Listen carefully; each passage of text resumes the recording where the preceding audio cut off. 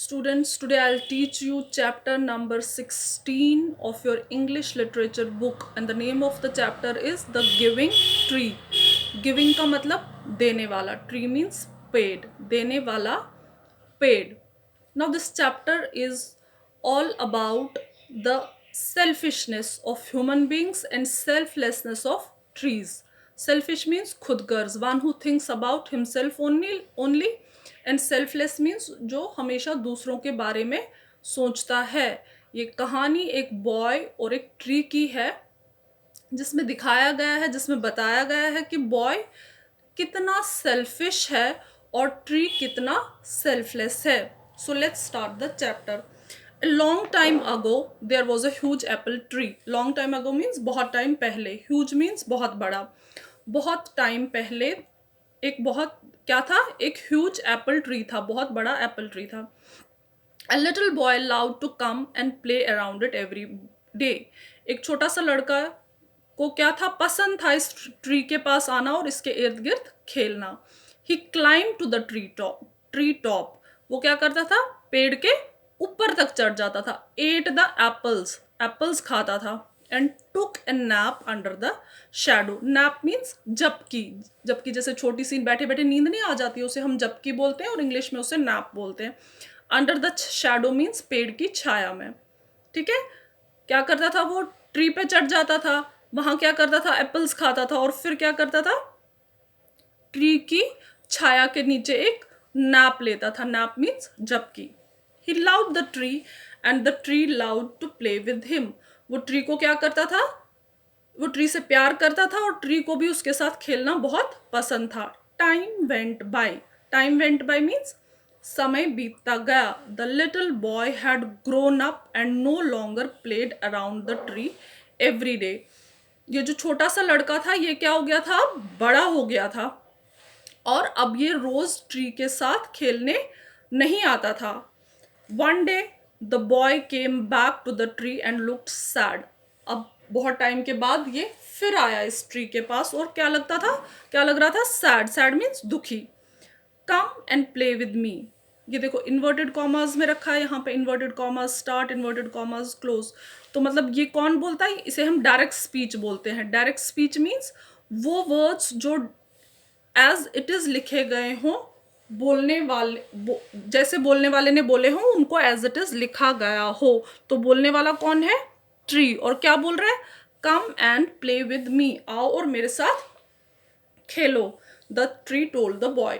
Tree ने क्या कहा बॉय से, आओ और मेरे साथ खेलो. तो फिर इन्वर्टेड कॉमास में है, क्यों, क्योंकि ये एज इट इज ये वर्ड्स लिखे गए हैं जैसे बॉय उसको बोल रहा था. I am no longer a kid.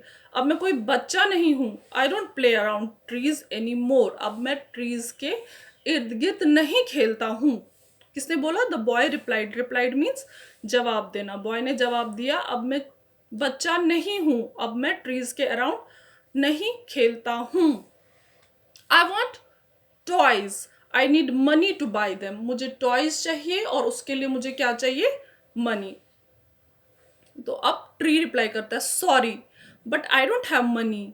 क्या कहता है ट्री, सॉरी मेरे पास मनी नहीं है, but you can pick all my apples and sell them. लेकिन तुम, बट मीन्स लेकिन तुम मेरे सारे एप्पल्स पिक कर सकते हो. Pick means to take, to choose. लेना, चूज करना, उसको हम पिक बोलते हैं. But you can pick all my apples and sell them. तुम मेरे सारे एप्पल्स ले सकते हो और उनको बेच सकते हो. सेल मीन्स बेचना. So you will have money. और उनको बेचकर तुम्हारे पास, you will get the money, तुम्हें पैसा मिलेगा.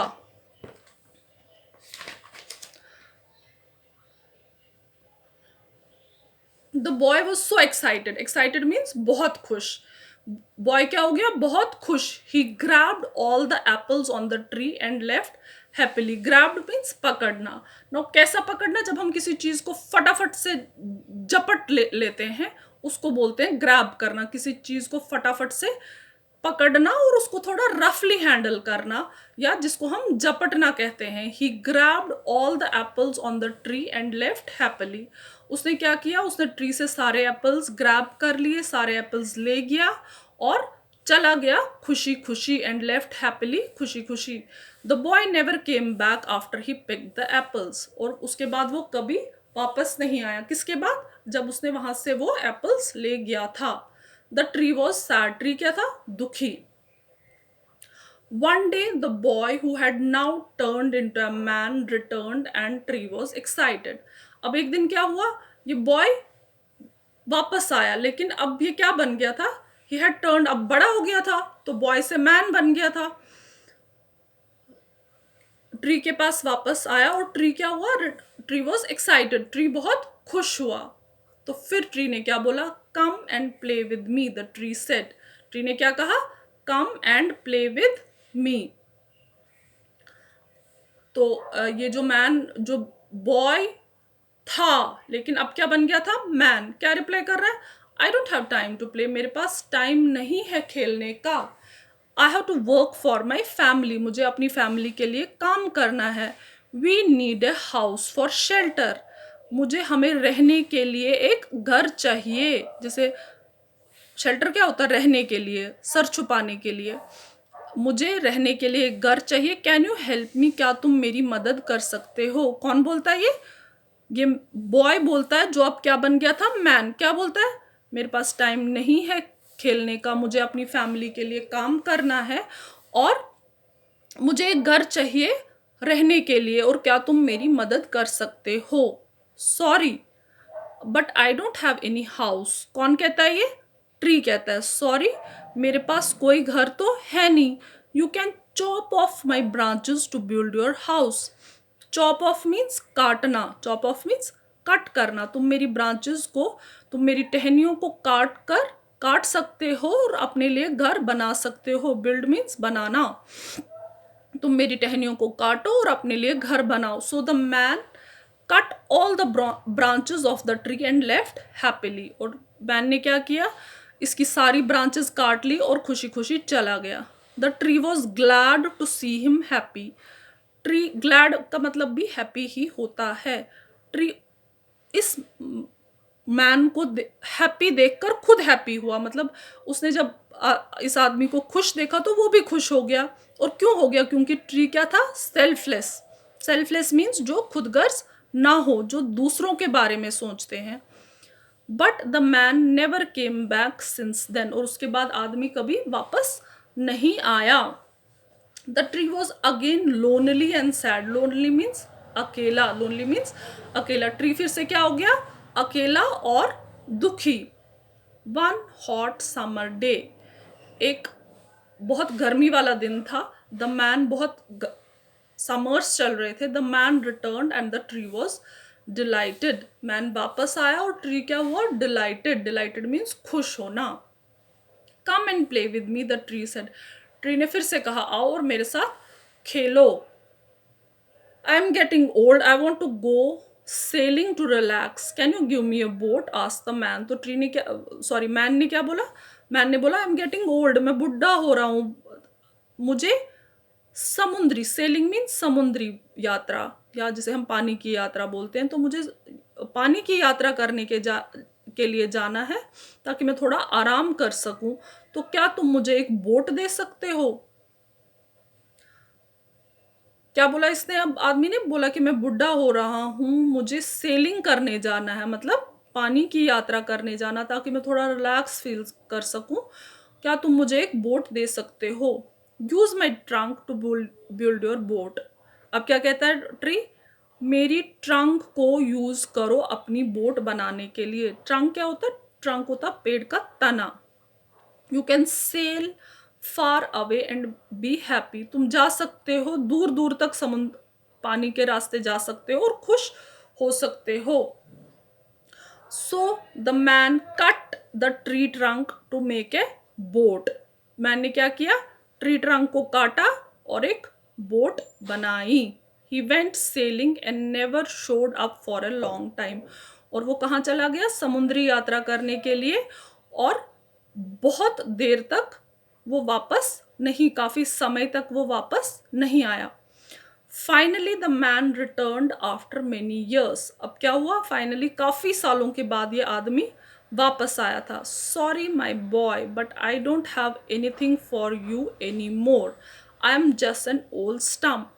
तो अब ट्रीज को क्या कहता है, जब ये आदमी अब काफ़ी सालों के बाद ट्री के पास आया तो ट्रीज को कहता है sorry my boy, I don't have anything for you any more, अब मेरे पास तुम्हें देने के लिए कुछ भी नहीं है। आई am just an old stump, अब मैं एक बुढ़ा सा पुराना सा स्टम्प हूँ। स्टम्प मीन्स जब हम पेड़ वेड़ काटते हैं वो जो लास्ट का हिस्सा बचता है, जैसे यहाँ पे आपकी बुक पे दिखाया गया ना, इसे हम स्टम्प बोलते हैं।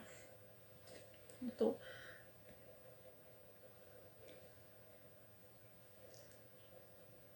आई am just an old stump, मैं एक अब पुराना सा स्टम्प हूँ। No more apples for you, अब तुम्हारे लिए एप्पल्स नहीं है मेरे पास। द ट्री सेड, किसने कहा, ट्री ने।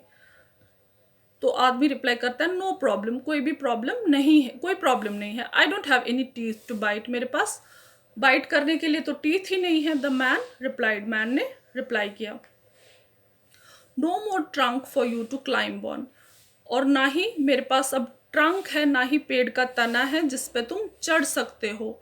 आई am too old for that now, the man said. और मैन क्या रिप्लाई करता है, अरे मैं तो अब, पहले वो उसको बोलता है मेरे पास, पेड़ कहता है मेरे पास एप्पल्स नहीं है तुम्हारे लिए, तो मैन कहता है कोई प्रॉब्लम नहीं है, मेरे पास तो अब टीथ ही नहीं है। फिर ट्री कहता है कि मेरे पास ट्रंक नहीं है ताकि तुम उस पर चढ़ सको। तो मैन तब भी कहता है अब तो मैं उसके लिए बहुत बुढ़ा हो गया हूँ, ट्री पे चढ़ने के लिए मैं तो बहुत ही बुढ़ा हो गया हूँ। I really can not give you anything, कौन कहता है, the only thing left is my dying roots, the tree said with tears. अब कौन कहता है, कि ट्री कहता है कि मेरे पास तुम्हें देने के लिए कुछ भी नहीं है, मेरे पास अब सिर्फ मेरे मेरे जो डाई होते हुए रूट्स हैं। यहाँ डाइंग से मतलब मरना नहीं, मतलब जो रूट्स मेरे हैं, जो मेरी जड़ें हैं जो सूख रही हैं, बस अब वो है मेरे पास। The tree said with tears, उसकी आंसू, उसके आंसू आ रहे थे ये कहते हुए, कहते कहते उसकी आंसू आ रहे थे। क्या कहते कहते, कि मेरे पास अब तुम्हें देने के लिए कुछ भी नहीं है, मेरे पास अब कुछ, जो जड़ें मेरी सूख रही हैं बस वही बचा है मेरे पास। तो अब देखते हैं आदमी क्या बोलता है।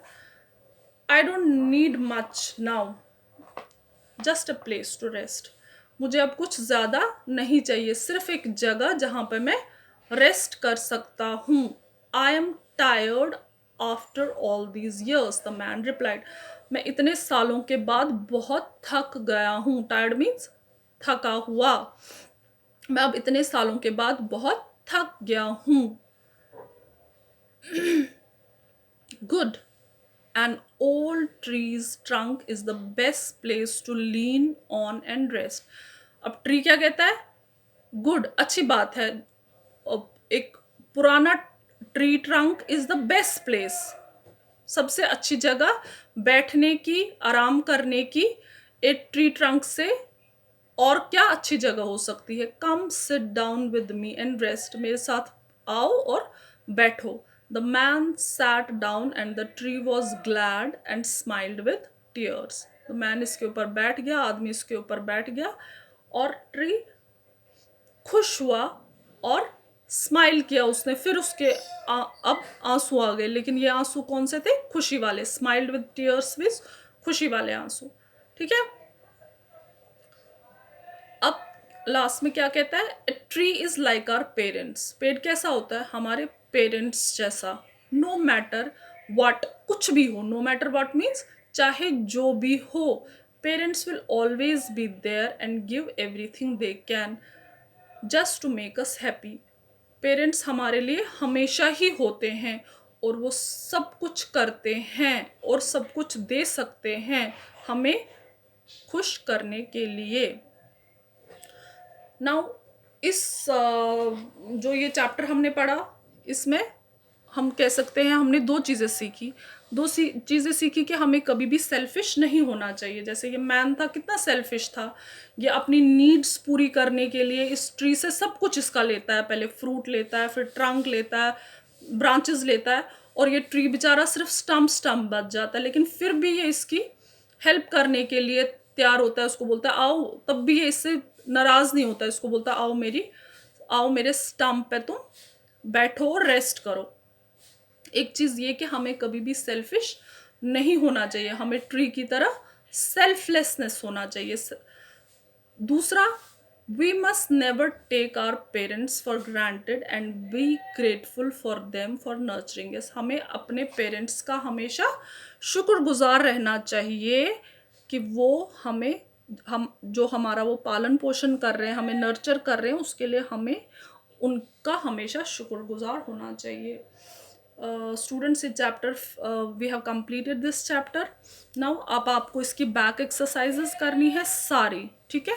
Leaving the grammar portion, grammar portion को छोड़कर जितने भी क्वेश्चन आंसर्स इसमें हैं वो आप करोगे और 2-3 दिनों में वो मुझे सबमिट करोगे, ठीक है। और मेरे पास एक्सरसाइज 1 के आंसर्स युग को छोड़कर किसी के नहीं आए हैं।